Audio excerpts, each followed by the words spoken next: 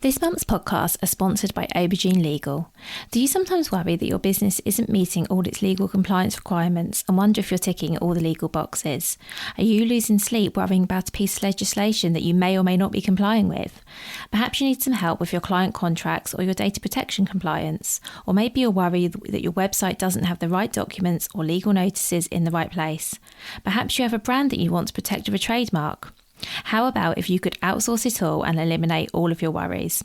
If so, then get in touch with Aubergine Legal, a friendly commercial legal consultancy offering practical and clear commercial legal advice without the overwhelming legal jargon, taking the worry away and helping you to protect your business and minimise your risks. Aubergine offers a free 30-minute consultation if you have any questions or want to find out if they can help, and you can access this link and book your free 30-minute call via the link in the show notes. Welcome to the Bring Your Product Idea to Life podcast. This is the podcast for you if you're getting started selling products or if you'd like to create your own product to sell. I'm Vicky Weinberg, a product creation coach and Amazon expert. Every week I share friendly, practical advice as well as inspirational stories from small businesses. Let's get started. Today on the podcast, I'm speaking to Lucy Jeffrey, the founder of Bearkind, a bamboo sock company that saves endangered animals by donating 10% of the profits to the animal on the sock. Lucy is also the co-founder of Candid Founders, a YouTube channel that shares the highs and lows of growing Bearkind so other business owners can learn from their journey. As you might have guessed just in that introduction, Lucy is really candid about every aspect of starting, growing and running her business. This is a really great conversation. She was really open to all the questions I had to ask, including, the big logistical challenge of partnering with so many charities. I believe Lucy said it's over 25 at the moment and perhaps even more. So as you can imagine, that's a big task in itself. It was really fascinating to talk to Lucy about how she went from having an idea for a company to quitting her job to now running a business, employing staff. She's been on quite a journey and there's lots to share with you. So I really hope you enjoy this conversation. So hi, Lucy. Thank you so much for being here. Hi, Vicky. Oh, thanks for having me. So can we start with you, please give an introduction to yourself, your business and what you sell? Yeah, absolutely. So hi, my name is Lucy Jeffrey. I'm the founder of a company called Bearkind. Started the brand 5 years ago, and we sell bamboo socks where 10% of the profits are donated to the animal on the sock. So the whole premise is you can wear these amazing, jazzy, cute animal socks, but know that you're doing some good as well. So we're partnered with nearly 30 animal conservation and rescue charities around the world now. And we just really believe that you can, do business for good. Oh, that's amazing. And I've got so many follow-on questions I want to ask you, Lucy. But before I go down any rabbit holes, I'm going to start right at the beginning and ask what inspired you to start Bearkind? So I used to work for a bank. So I've got no background in this whatsoever, but it was an okay job. I enjoyed it.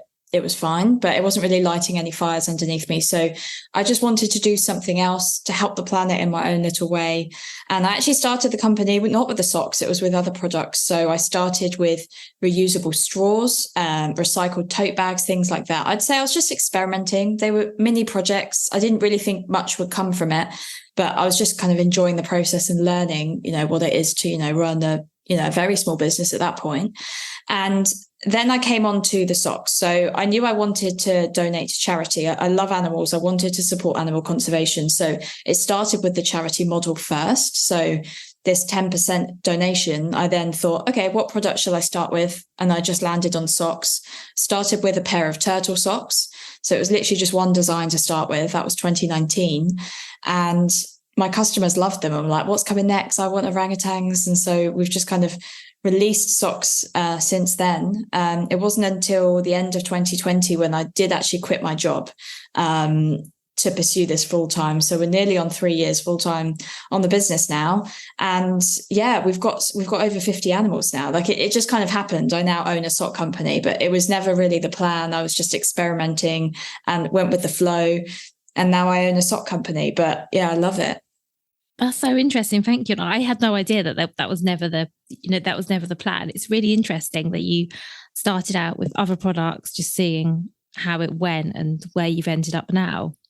Yeah, I don't think many people have that one light bulb moment where they're like, bam, this is my best selling hero product. Like it didn't happen that way. Like I was just playing around and then I started moving in the direction that I saw was happening. So, I gave up on the straws because they were everywhere. Like there wasn't something super unique about them in the end. You could buy them in Asda. So I was like, I don't think this has legs. But the socks part of it, I think, is very unique. We do all the designs ourselves. We're very targeted with, how specific we're being on the designs. They're very, very curated.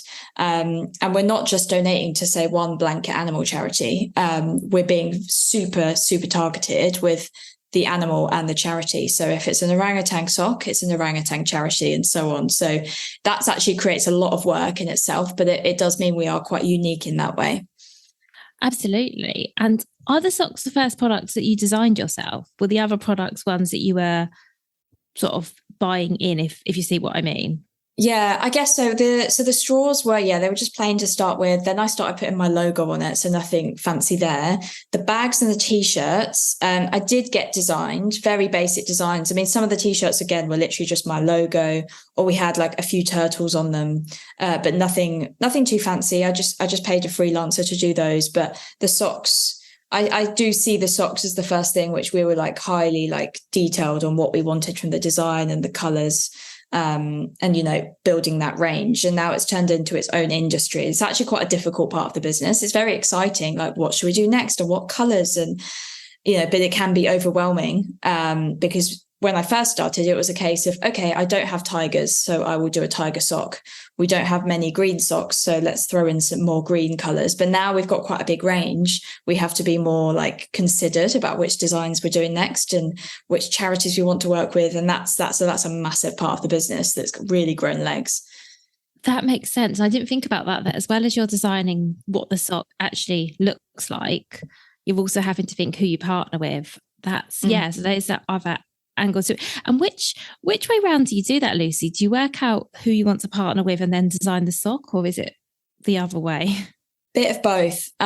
So it used to be that I would pick an animal. I'd say I want to do this animal next. We'd start working on the design, and I would in the process of that, I would start reaching out to animal charities that I'd like to work with. Now we've got bigger and more well-known charities tend to come to us first now, which is quite nice. So we'll have someone come in and say, hey, I found you online. We support butterfly conservation and would love to work with you. So then we say, we might even have something in the pipeline. This is the thing. When the butterflies came to me, we had some butterfly socks that had been worked on. I just hadn't got around to the charity part of it. So I was like, great. Yeah, let's work together. I've got a sock coming. But we try, because it's actually quite a hard part of the business. It's actually hard to get in front of the charities at the right point. If they tend to be very overworked teams that relying on volunteers. So it can be quite hard to kind of get their attention and get their time. So if we've got a charity that's willing to work with us and knows us already, that is definitely the easiest route for us.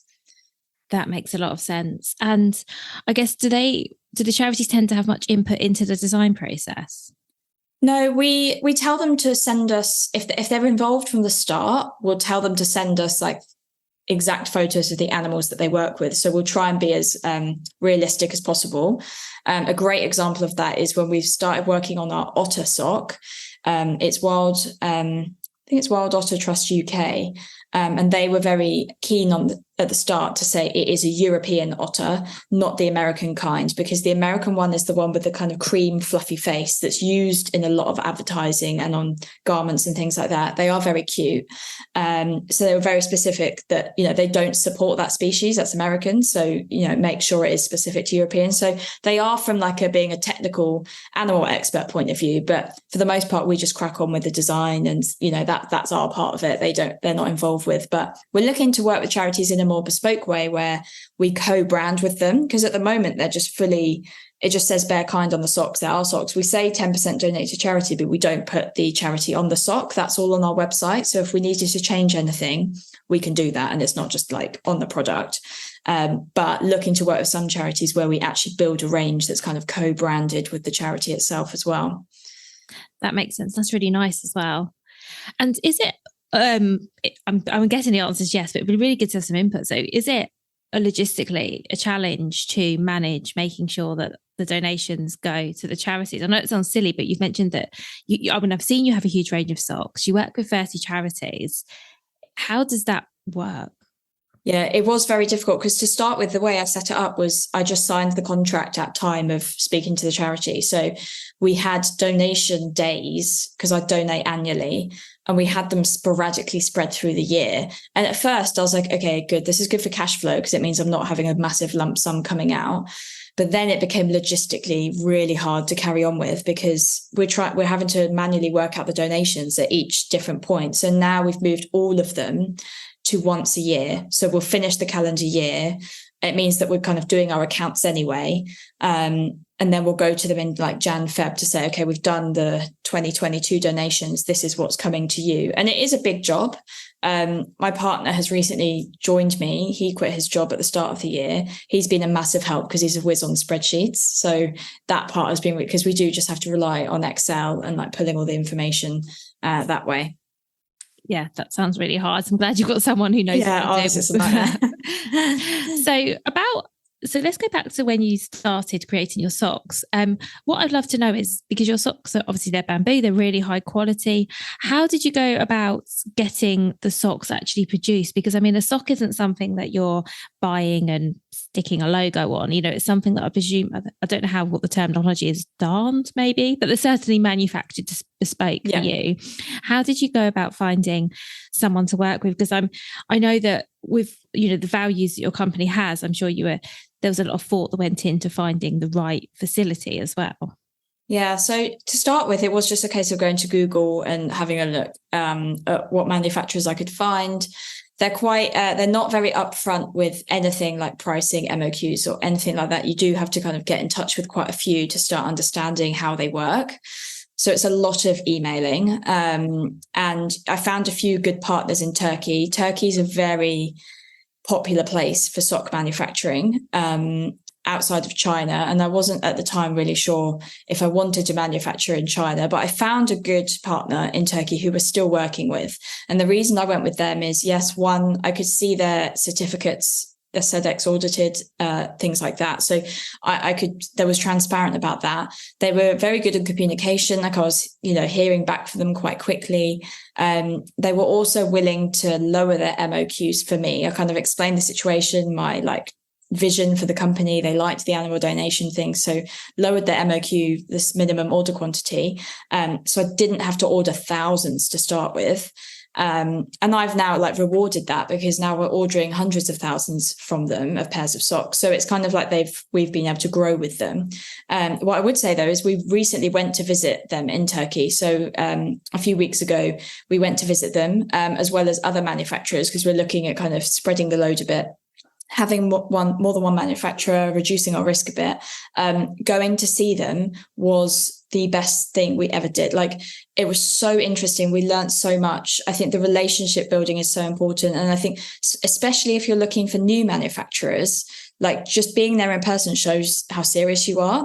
One of the factories we were at, they were working with massive brands. I probably can't share, but massive UK worldwide brands. And they were being manufactured whilst we were there. And I was like, oh, we're just like a tiny UK based sock brand. But they didn't seem to care. They were just happy that we were there speaking about business and placing orders. So I think it's going to visit them was definitely the best thing we did. We should have done it sooner.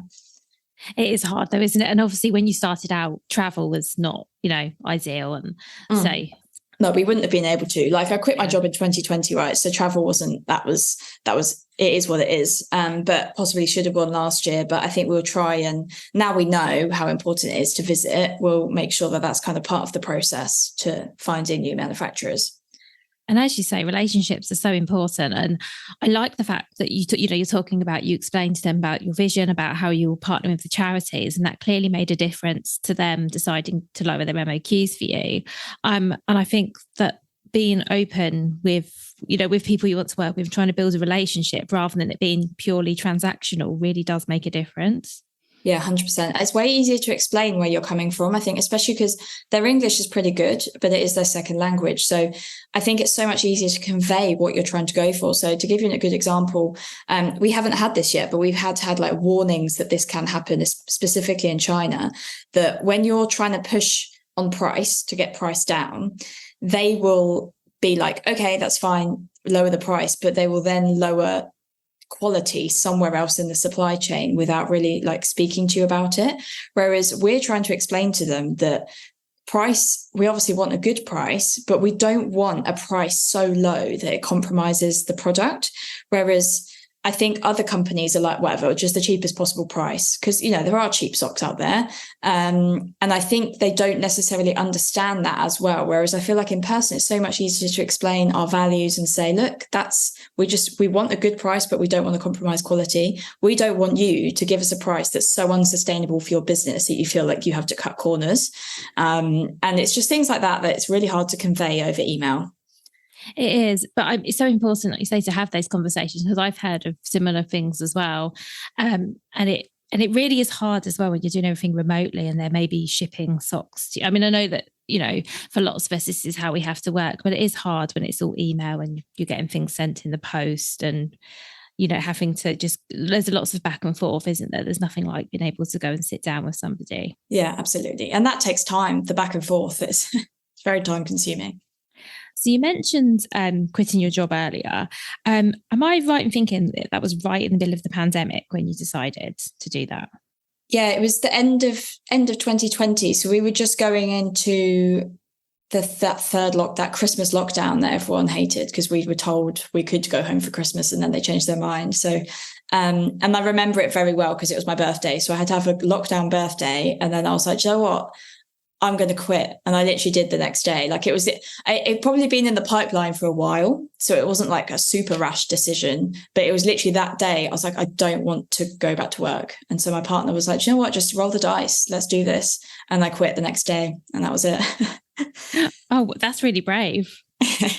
Well, I did. My partner was super supportive. He was like, roll the dice. Like he worked for the same bank, a bit higher up than me. So he was like, I've got a sustainable like income. So just, yeah, take the risk, go and do it. And now he's quit and joined me. So, we didn't think it would happen this fast. Like we kind of thought, oh, maybe one day that we could run the business together, but didn't think it would be 3 years later. I thought it'd be much further into the distance. That's amazing. And it's amazing that he was so supportive as well. And were you like in the back, you said you'd been thinking about possibly quitting your job and going in full time for a while. Were there sort of milestones you were looking for, or in your mind, were you like, oh, I need to be at this stage before I do that? Was there anything like that you were thinking around? No, I honestly cannot.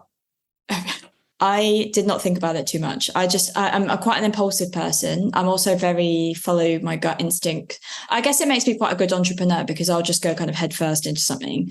And so far it's done well for me.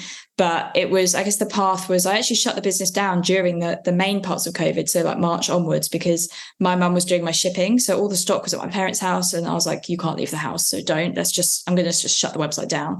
Then August that year, I took out a bounce back loan. So that was the kind of government scheme that came out. And I was like, why not? It's risk free. Like if I don't use the money, I'll just pay it back and not pay any interest. So I took out a small loan. Honestly, it was like £3,000. It wasn't too much. And I had quite a bit of stock. So actually the premise was, I was like, I just need to clear through the stock and then I'll decide what's going to happen. Maybe I'll just I honestly thought maybe I'll just close the business down. I don't know what I want to do with it. I put all that money, £3,000 onto Facebook ads. I was like, here we go. Let's just see what happens. And I sold out like by November. And I was like, that felt good. Maybe I'm onto something. So I just quit my job. So it does sound very rash when you like look back on it. But I had been like looking at other jobs and other stuff. Like I'd be considering like where my next move would be. So to me, it was a case of let me roll the dice now, see how the business goes. And if it doesn't work, I'll go find another job. But I'm still doing it. I'm still self-employed. So it's going well so far. I mean, it kind of seems rash, Lucy, but then also, as you say, you sold so well during those 2 or 3 months that I guess you had the data, like you must have been able to see then that it was a viable business. People like your products. They were continuing to buy them. So that must have been really reassuring. Yeah, absolutely. Like we definitely had the sales for it. Like looking back, so I actually know that October, which is when we first switched the ads on, we took £5,000. So not like crazy money, but enough for me to think like I've just sold £5,000 worth of products. Like there is something here. I think we did about the same in November. We definitely would have done more, but we sold out. And then to give context, last November, I think we did £150,000. So like that's the kind of difference in growth that we've done. And that's, we are very seasonal. So Christmas is like a huge time of year for us. But we've had some massive growth since that first October. And obviously you've grown in other ways as well because your range has expanded a bit. I know you've got a team behind you now. Do you want to talk a little bit about that and about some of the ways in which you've grown in the last few years? Yeah, absolutely. So that first year where I was full-time in the business, I hired a couple of people. And what I would say is I haven't hired anyone directly into the business without some kind of supporting grant or scheme. So my first hire was through the government Kickstarter scheme. So that was the thing that was going on during COVID to help people that were out of work. So the government paid for her for 6 months. Then I brought her on full-time. And then I did some like university internship programs, like a few where the university paid for them to be on board for 8 weeks. Again, I did 3 of those and I've kept them all on. People have like moved around since. So I've had 2 leavers because they've gone on to either grad schemes or back to university. But I've not hired someone full-time into the business without having help first. And it's almost like a paid probation period. So it's fairly risk-free to us as a business. But that's been really, really helpful. So I think I've had slightly inorganic growth in the team because of that, because I wouldn't have been able to afford to grow the team in that way without those grants. That's really interesting. And thank you for sharing that, because I'm not sure that people know that kind of thing is available. Because I know lots of businesses get to the point where it would be really handy to have another team member. But as you say, it is a cost and it is an upfront cost. So that's really useful. So looking at what maybe universities or the government are offering at the time sounds like a really absolutely sensible approach. Yeah, your local council, your own university. So I go back to my university for a lot of support, or a local university. If you're in a university town, contact them, see if they have any kind of support like that. Local councils, but there's loads of schemes out there. It's a bit of effort, but you have to go searching for them. I think you've definitely got a lot of initiative, Lucy, because it sounds like you just just go out and find things, which is and then just grab it, just go for it. That's the thing. Like I don't think too much. I will make very quick decisions. So I'll find the scheme or whatever it is and then be like, that's a good opportunity. And then I'll just do it. So I think we don't flounder too much. We just make a decision and go. And that's why I really enjoy working for myself versus a corporate, because you can make a decision and then just do it. So you're really agile. Whereas in a corporate, I was working for one of the world's largest banks. Like that thing moves as slow as a cruise ship. Like you're not making fast decisions each day. So that's why I really enjoy working for myself. Yeah, it sounds like for you that probably was quite frustrating. Yeah, I didn't mind. Like you don't really notice it at the time, but looking back on it, I realize now like the absolute difference. I've recently did an exercise where with my psychologist, where I'm working out like my values and how I like to live my life. And one of them we worked out is agency, which means I like to have the like autonomy to make a decision and do it if I want to. So I don't really like having like constraints, red tape, that kind of thing. So it's no wonder that I've like got frustrated with the corporate world. It sounds you're definitely cut out to be an entrepreneur. Yeah, I hope so. It's been nearly 3 years now, and I think I'd struggle to go back for working for someone else now. So hopefully I can keep doing it. Oh, I don't see any reason why not. It sounds like you're just growing and growing. And so speaking of that, let's also talk a bit about the wholesale side of your business, because that's something else that I think has grown a bit. Yeah, so I started just with the website. So it was just D2C, maybe some marketplaces as well. I might have been on Etsy or something like that, but didn't dive into wholesale straight away. So in 2021, I had kind of reactive wholesale. So maybe up to 20 people came to me to say, we'd love to stock your socks. And I had no idea how to do that. So I just made up a price and a process and just went from there. But then since the kind of birth of these marketplaces that have come out, Fair, Anchor Store, we've really seen growth through those platforms. So we signed up for Fair in October 2021. put all my own customers onto it because it's 0% commission when you put your own customers into the platform. But then I didn't really start really seeing the potential of the platform until February 22. And we started looking at it and thinking, okay, they actually offer lots of good deals. They had credit at the time. They offered net payment terms, free shipping, things like that. So we started really pumping volume through that, all our own lead generation, loads of cold email outreach. And we've gone from those 20 to, I think, up to 800 retailers total now. Over the course of like the last couple of years. So there'll be some of those that have kind of stocked us and then they're not. So that's not a consistent 800, but we've got some massive wholesale customers now that order quite a lot from us. So we've had some really good growth there. That's amazing. And it sounds like, again, you've been super proactive there with like getting people onto Fair, doing cold outreach, because I know that a lot of that is the things that people don't want to do. And I wonder if you're talking about sort of doing things without, not say without thinking, but sort of just getting things done. I think that sort of mentality really helps with things like cold outreach, because it's so easy to overthink it and think, well, this person, why would they want to stock me? This person won't want to hear from me. I think there's a lot to be said for just sending the email or picking up the phone. And yeah, you've obviously had massive success from doing that. Yeah, absolutely. I think it's very easy to get in your own head and think, oh, they might not be right for me. But honestly, like, we've ended up being stocked in so many random places that we wouldn't have thought of. A massive part of our wholesale customer base is podiatrists, so people that look after foot health. They like stocking bamboo socks because they are really good for your feet. So that was kind of, one person came to me and said, I'm a podiatrist. Like, have you thought about stocking in more podiatrists? Here's a Facebook group and you can sell in the Facebook group. So I just started in there. And that's where a lot of our customers came from. So we've kind of gone down into that niche. So again, it's just being really open-minded. And yeah, it's usually yourself and your own mindset that's holding yourself back. Like, don't be scared of cold emailing. Just embrace the fact that a lot of the time you won't get any replies, but then sometimes you might just get an order. And that happens a lot. We'll just suddenly get an order. We've been emailing them over the past few months, maybe 10 emails total. We never hear anything back, and then suddenly they place an order. It's a bit of a random one that you're not getting much back from them until you get the sale. Yeah, that's really interesting. And I think it's good for people to hear as well, because I know that especially if you're doing sort of cold outreach, it can just feel really demoralizing to constantly be churning out emails and not get anything back. So I think that hopefully that'll be really, really, really reassuring for people.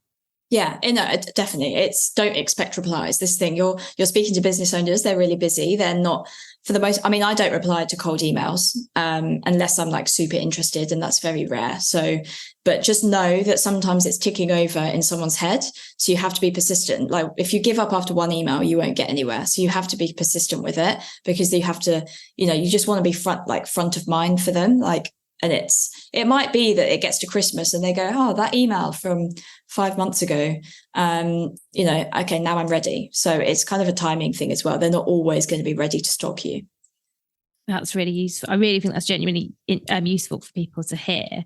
And you mentioned at the start, when people started contacting you for wholesale, you would just almost, make it up as you were going. Have your processes changed since then? I'm assuming they have, but yeah, we're much more professional now. I think it makes it easier for us, because obviously I was starting from scratch then, so I kind of had to sit down and work out what my price was and my margins and all of that, and then just go back to them on an email and say, hey, this is the price. But now we have packs and catalogs and things we send out, and it's all, the way that we've built it is we've completely systemized it, so we shouldn't have to think. So if someone comes to us and has a question, we should just have the answer there ready to send, and that's good, because it takes a bit of kind of the thinking out of it for you. But also it means if you're outsourcing it, if you've got a VA or someone in your team or anyone else that's doing it for you, it's been passed on to them and they know the answers already, and it's easy for them to be working on it without your help. Makes sense, because obviously as you grow and you get busy, you just need things to work as smoothly and as simply as possible. Yeah, absolutely. So I know, thank you, by the way, Lucy, for all that you shared with us today. I've only got a few more questions, but one thing I did want to mention is that I know that, as well as, giving up your time to talk to me here, you also share a lot about how you're running your business and the sort of the behind the scenes on your YouTube channel. So do you just want to mention that briefly? Because I do genuinely think that's something that will be interesting for people. Yeah, it's an interesting one. It comes off the back of the wholesale side of it as well, because it started off because we wanted to talk about Fair, so the wholesale platform, we were trying to make more sales, but our blocker to it was people didn't really know what Fair was or how to use it. So we started doing tutorials to say, this is how you sign up, this is how you get our socks, and this is why you get an offer, and things like that. So we were trying to build trust through video. Then we realized that people were hitting our videos quite a lot because they were searching for Fair and finding us. So I was kind of like, I feel like we're onto something here. So we started doing more tutorials for the business side of it. So how to make more sales on Fair, how to use their email marketing tool and things like that. So we became a bit of we found our niche in that little corner of the internet, and it's grown from there. And now we've since released a podcast, but we do it on YouTube and more videos, just honestly anything to do with the business. We're oversharers, I'd say. So we share our monthly board pack, we share everything about our numbers and what profit we're aiming for. So we're just trying to be as transparent as possible of like, this is what it's actually like to run a business and grow one. And we say it as we're trying to grow our business from 6 figures to 7. So learn from us in the process. And it's been a really fun journey. I really enjoy it, actually. So yeah, definitely check it out. It's actually called Candid Founders. So we've kind of rebranded that side of the business to be Candid Founders, and it's all about founders being candid, funnily enough. And off the back of that, we've launched a wholesale course as well. So because we've learned so much of the process, we've actually now started teaching entrepreneurs how to wholesale. So that's through the YouTube channel as well. You can find loads of tips on there for free, or you can find the course at wholesaleautopilot.com. But yeah, I mean, definitely check out the YouTube, obviously, because it's free and there's so much stuff on there that you can learn from.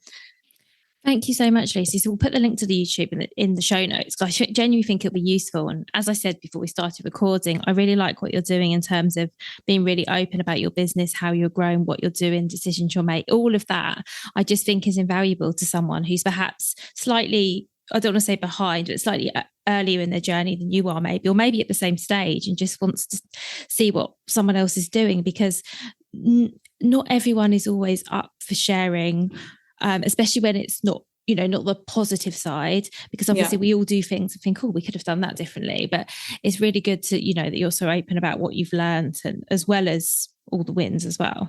Oh, thank you. Yeah, it's because I really want that from someone else. And it is you want to look at the person who's a step in front of you, because I feel like all the podcasts out there from the really big businesses and founders that have kind of done their multi-million exits, very inspiring, but it's not super relevant for me. And I can't necessarily learn too much from them. I actually want like practical advice and tips of what I could do right now for my business.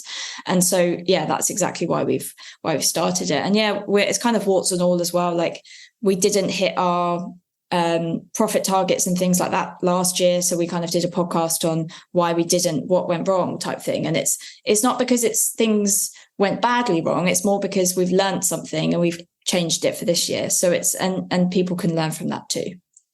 That's really helpful. And what you said is so funny, because it really mirrors, that's the whole reason for me starting up this podcast, was that I too, so years ago, I had a product business. I'm not running that now, but I found that in the early days, every podcast I listened to was a founder who was so far along the line. Sometimes they'd actually sold their business on, they were that far ahead.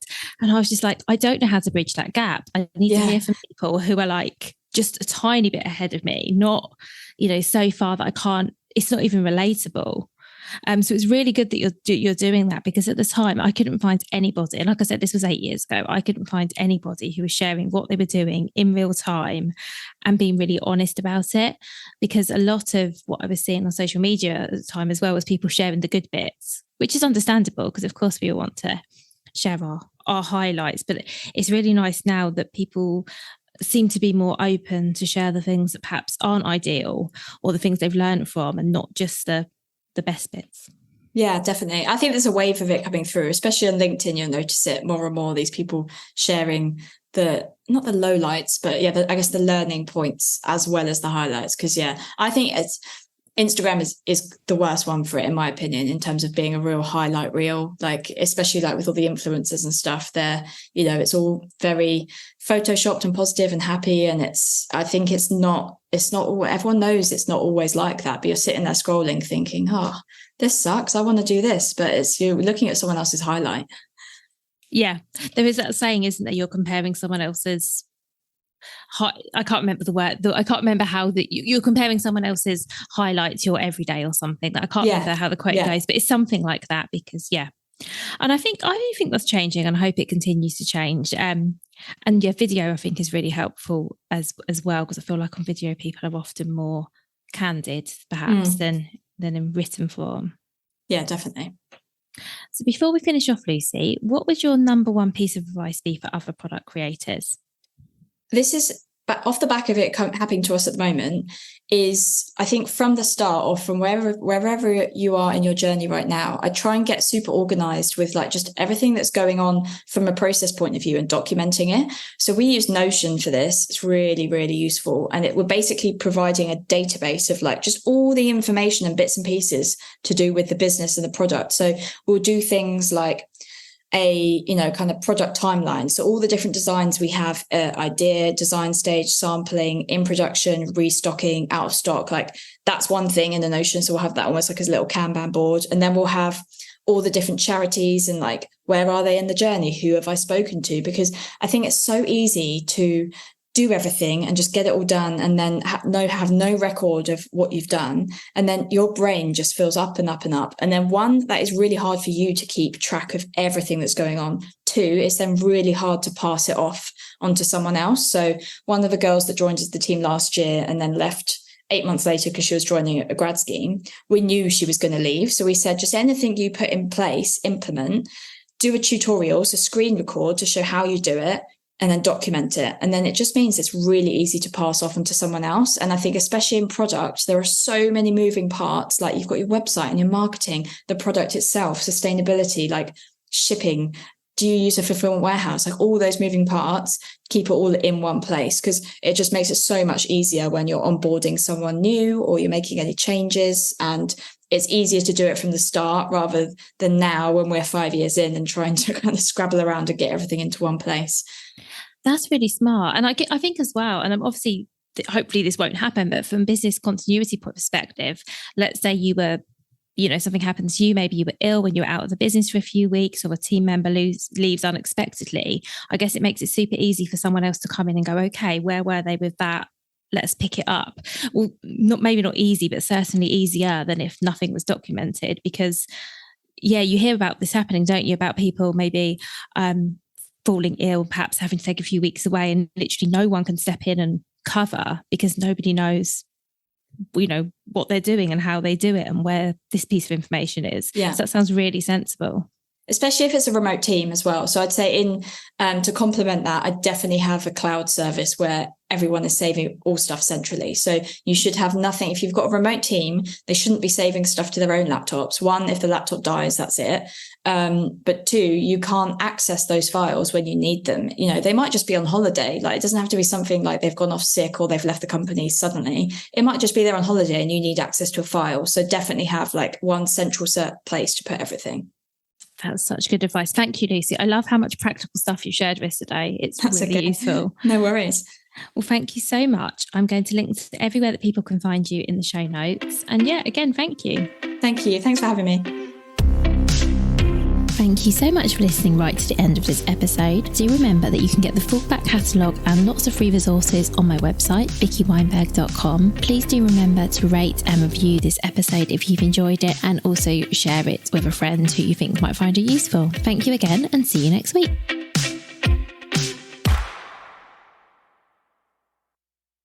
If you've been inspired to start a podcast in 2024, I really recommend my podcast host, Captivate. Captivate were my top pick when I started podcasting 4 years ago because of how easy it was for a complete novice like me to get started. I've stuck with them for the last 4 years because Captivate is still really simple to use. They keep adding great new features like the ability to share ads like these, and they've just been really reliable. So when you're ready to start your own podcast, you can use the link in the show notes and get a free 7-day trial with Captivate.